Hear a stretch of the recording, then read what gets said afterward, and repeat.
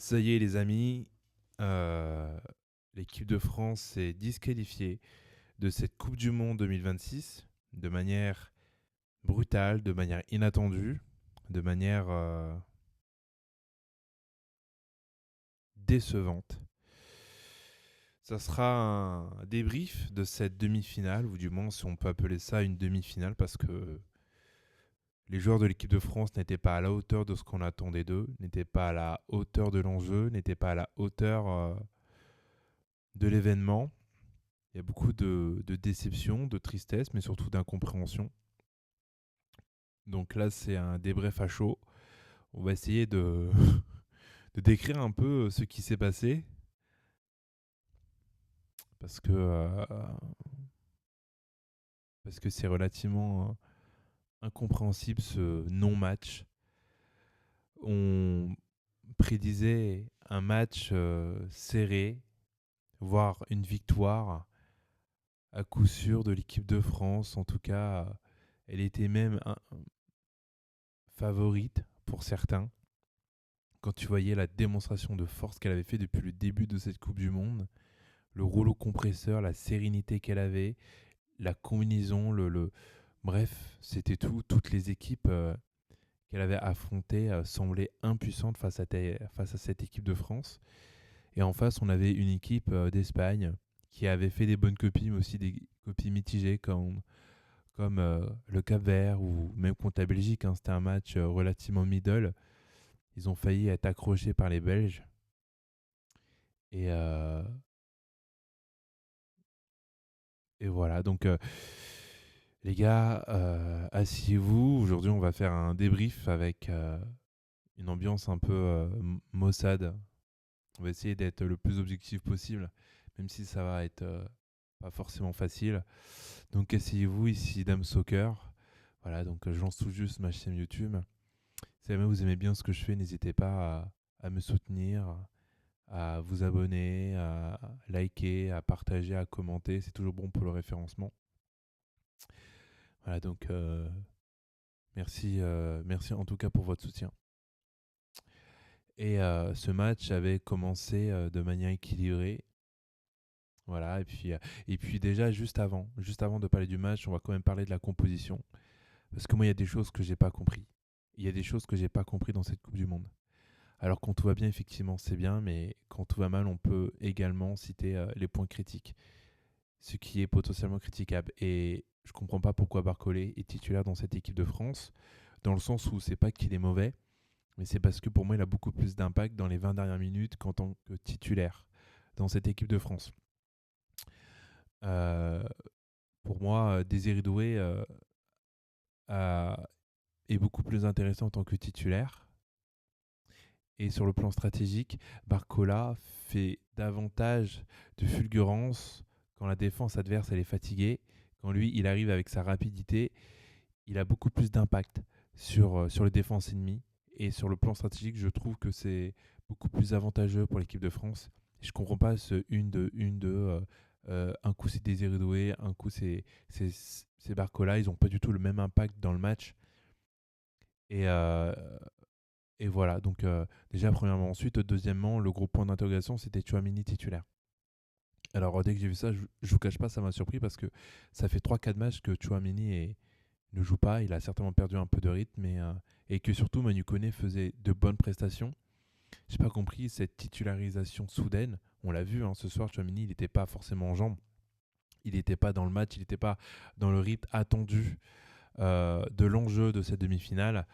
Là où on avait connu jusqu'à présent un Manu Koné impérial. Je ne dis pas que Manu Koné est supérieur à Tchouaméni, mais dans le contexte où Tchouaméni revient de blessure, ça aurait été beaucoup plus logique et cohérent que Manu Koné continue sur cette lancée.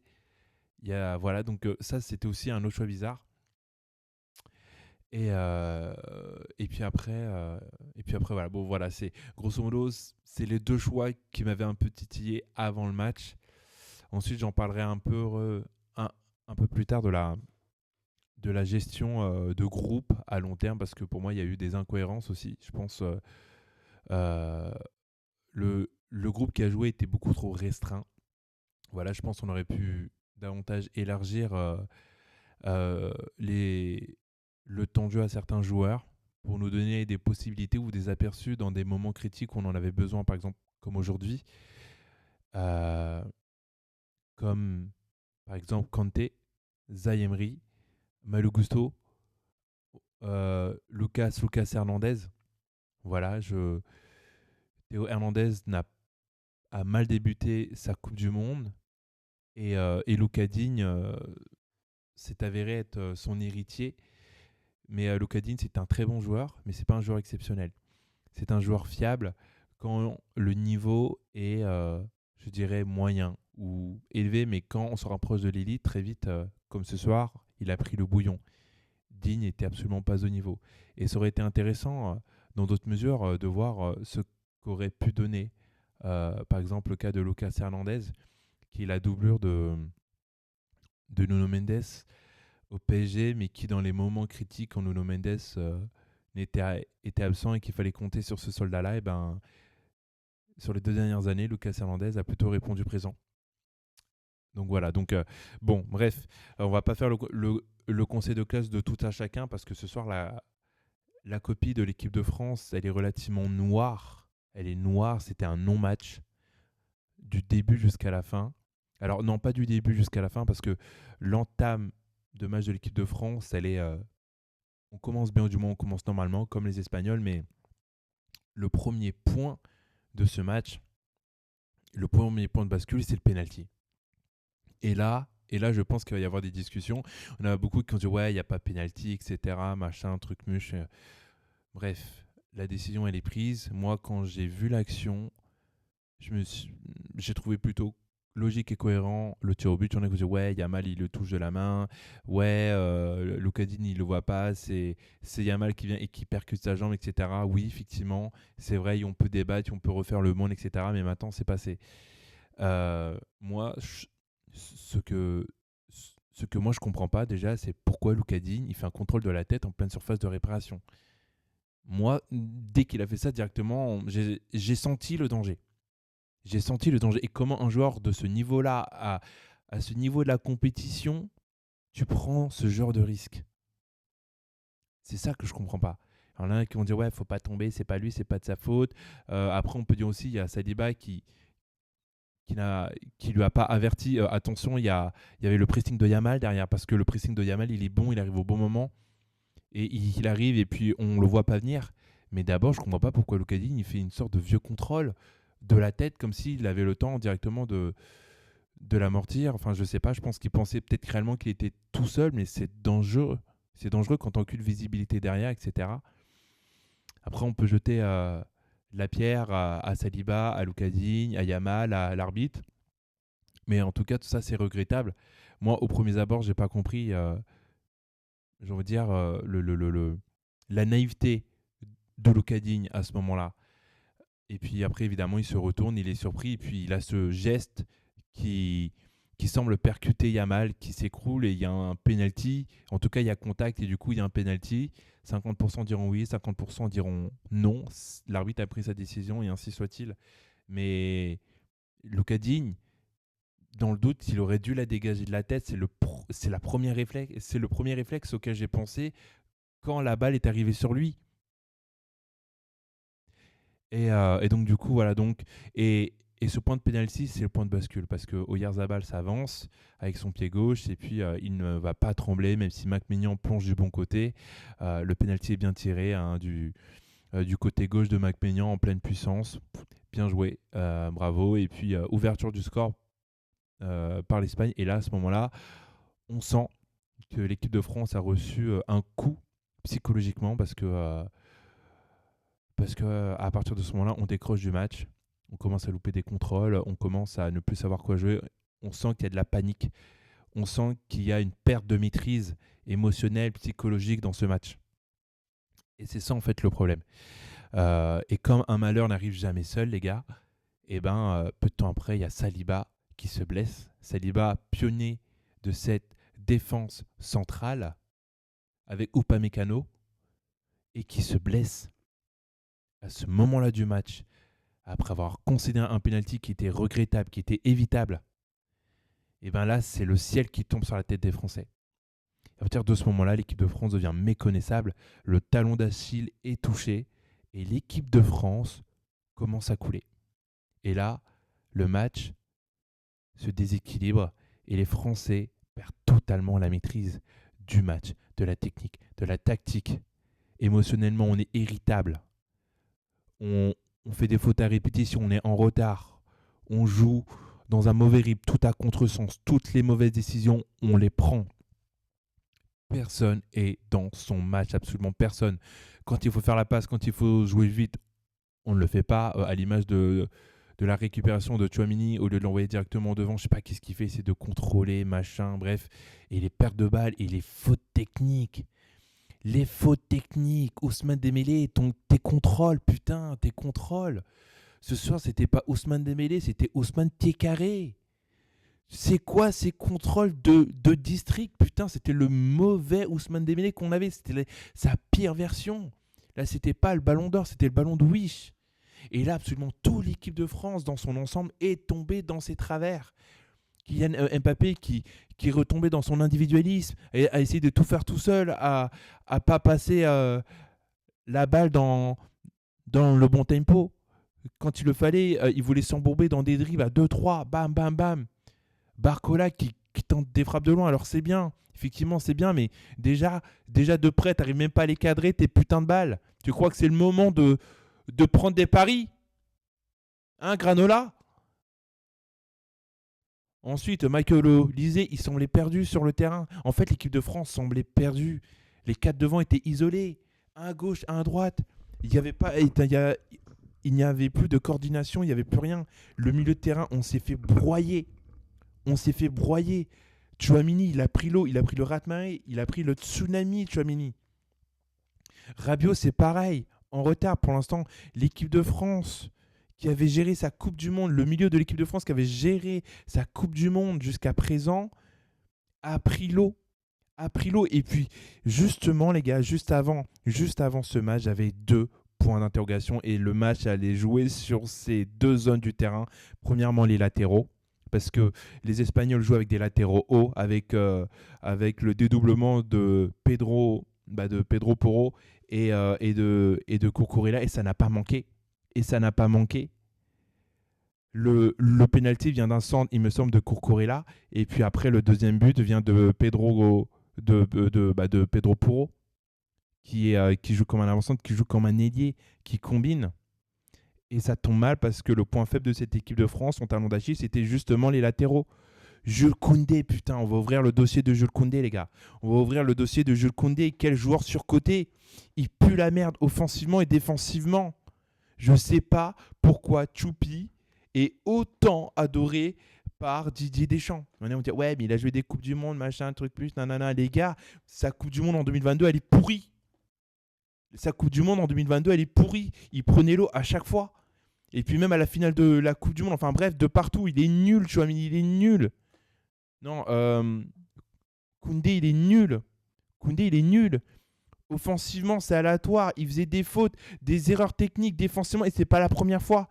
C'est systématique. Le nombre de fois, j'aurais voulu voir Malo Gusto. Il a tellement plus d'impact offensivement et défensivement.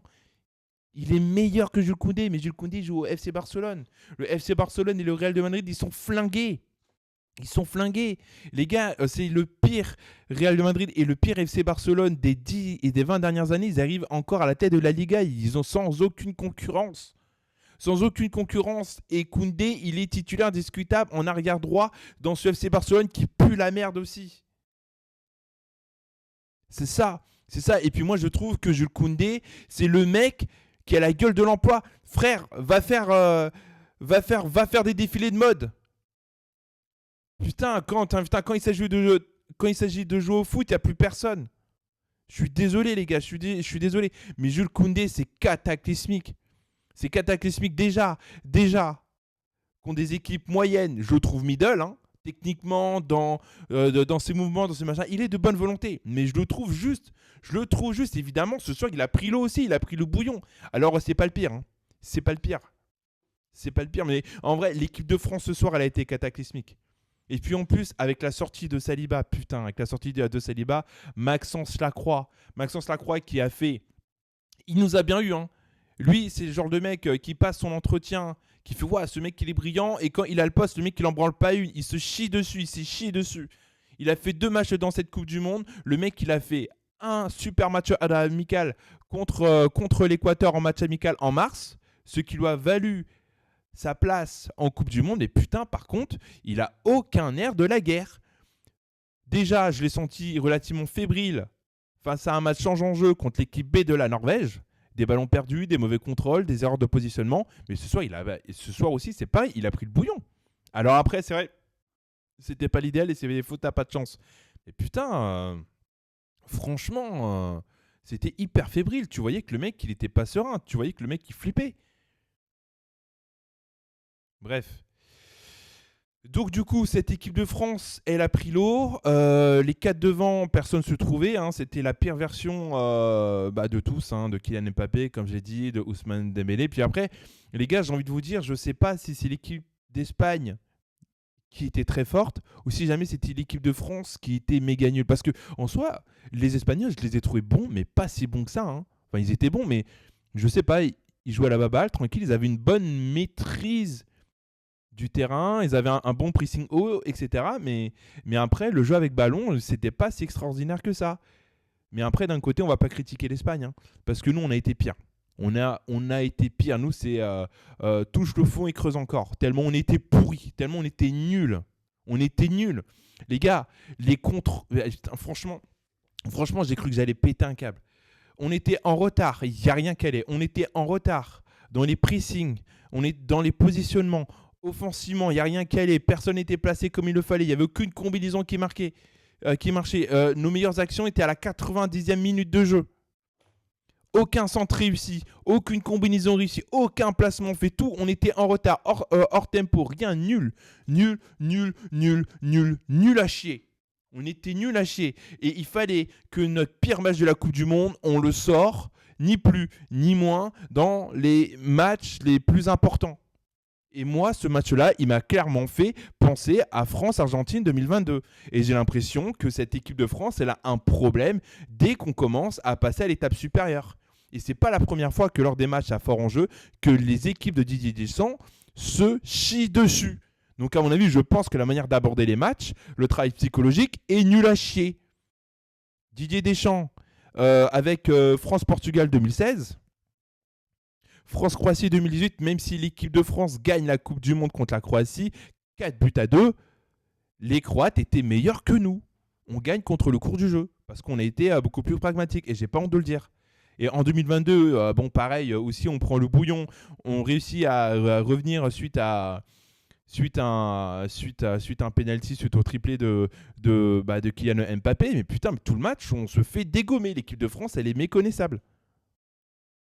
Franchement, c'est un truc de malade. Et on peut se poser réellement la question. On pensait que cette équipe de France, elle avait passé un niveau, qu'elle était prête à affronter cette équipe d'Espagne qui était forte, mais pas non plus extrêmement convaincante depuis le début de la Coupe du Monde.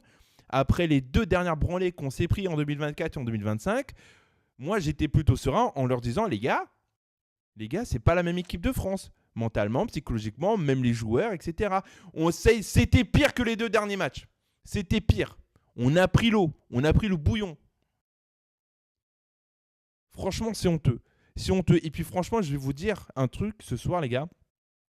C'est que je ne suis pas énervé ou triste sur le fait d'être éliminé de la Coupe du Monde, mais c'est de la manière dont on a perdu. Parce que j'ai vu des comportements, c'était inadmissible, en demi-finale d'une Coupe du Monde. J'ai vu des mecs qui n'avaient plus le mental. J'ai vu des mecs lâchés. J'ai vu des mecs abandonnés. Alors qu'il y avait 1-0 sur le deuxième but, là. Sur le deuxième but où il y a Pedro Porro qui marque. Les mecs qui marchent sur le terrain. Il y a Manu Koné qui marche sur le terrain. Les mecs qui marchent, la défense, c'était un gruyère. On était déséquilibrés, mal positionnés. Et je pense sincèrement que c'est sans doute le pire match de l'ère Didier Deschamps. Après la finale de la Coupe du Monde 2022, c'est fou de faire une performance aussi cataclysmique dans des matchs en jeu aussi importants. Et là, normalement, on pensait que la pression, on allait la boire. Là, la pression, on l'a subie. On l'a subie. Et c'est ça le problème, les gars. Alors après, je vous parle même pas parce que on pensait qu'il allait avoir un sursaut d'orgueil en deuxième mi-temps, une réaction française, une réaction d'orgueil. Tu parles, il n'y a rien du tout. On a eu des changements, etc. Machin. Désiré Doué, il n'a eu aucun impact. Il a fait des gris-gris, il a fait des mauvais choix. Mais après, c'est pas le seul. C'est toute l'équipe de France. Hein. C'était le Titanic ce soir. C'était le Titanic. C'est tout. Et puis franchement, là, les Français, on s'est peut-être foutu de la gueule des Belges, etc. Mais je vous le dis, les Belges, ils ont rendu une bien meilleure copie que nous. Hein. Ils ont beaucoup plus fait mal à cette équipe d'Espagne que nous. Ils ont été plus méritants, ils ont plus mouillé le maillot. Ce soir, on a joué avec la peur. On était à l'ouest. Dans tous les compartiments, on s'est fait bouffer. Tactiquement, psychologiquement, dans les duels aériens, sur les contacts d'épaule à épaule. Il n'y a rien qu'à aller, mais rien. À aucun moment, j'aurais imaginé que cette équipe de France allait faire une contre-performance aussi magistrale. Franchement, c'est l'une des plus grandes déceptions sportives que j'ai pu avoir. Parce que c'était même pas au rendez-vous. On n'était même pas au niveau minimum. On était dans un sous-niveau. Franchement, là, j'ai l'impression de découvrir l'équipe de France qui avait un problème de mental. C'est comme si c'était le PSG dans ses pires années, dans ses pires moments. Là, il y a eu une faillite mentale aujourd'hui. Dans le fait d'aborder le match, dans le fait de gérer les momentum du match, après le penalty de Lucas Digne. Donc voilà, et puis après, les gars, mais qu'est-ce qu'on peut dire d'autre? Bravo à l'équipe d'Espagne. Bravo, ils ont joué, ils ont gagné, ils ont pressé haut. Ils n'ont pas été extraordinaires, mais ils ont joué. Ils n'ont pas craqué, ils n'ont pas flanché, ils ont été présents. Et je pense que même, ils s'attendaient peut-être à un meilleur duel, mais les Français, c'était un non-match. C'était un non-match de l'équipe de France. Et quelle déception de quitter cette compétition comme ça après tout ce qu'on a montré, après tout ce qu'on a pu avoir. J'ai l'impression que cette équipe de France, elle avait un potentiel plus. Il y avait quelque chose et aujourd'hui, on s'est écroulé. Le puzzle s'est effrité. En tout cas, quoi qu'il en soit, bravo à cette équipe d'Espagne qui n'a absolument pas démérité, qui se qualifie logiquement en finale de la Coupe du Monde, sa deuxième en 16 ans. Donc imaginez pour Lamine Yamal qui peut devenir le plus jeune joueur de l'histoire à gagner un Euro et une Coupe du Monde avant ses 19 ans. Qu'est-ce que vous voulez qu'on dise? Bravo. Et pourtant Yamal, il n'a pas fait un match extraordinaire ce soir. Mais il a fait son match. Il a été déjà au-dessus de la plupart des Français. Après, c'était pas compliqué. Tellement qu'on était nuls. Et voilà. Et puis après, je pense que le match de la troisième place va se jouer contre l'Argentine. Parce que je pense que les Argentins ils vont se faire sortir contre l'Angleterre. Enfin, je vois pas les Argentins passer contre les Anglais. Après on ne sait pas. Hein. On ne voyait pas les Espagnols écraser cette équipe de France et ils l'ont fait. Donc, il suffit d'être au rendez-vous au moment M, chose que l'équipe de France n'a pas réussi à faire. Donc voilà, donc bravo à cette équipe d'Espagne hein, qui finalement est montée en puissance et qui a montré une certaine cohérence, une certaine continuité. Et l'équipe de France aujourd'hui s'est écroulée de manière incompréhensible, mais l'équipe de France s'est écroulée. C'est bien dommage pour la dernière de Didier Deschamps qui n'aura pas de finale. L'équipe de France qui faisait sa troisième finale d'affilée, finalement, ça ne sera pas le cas.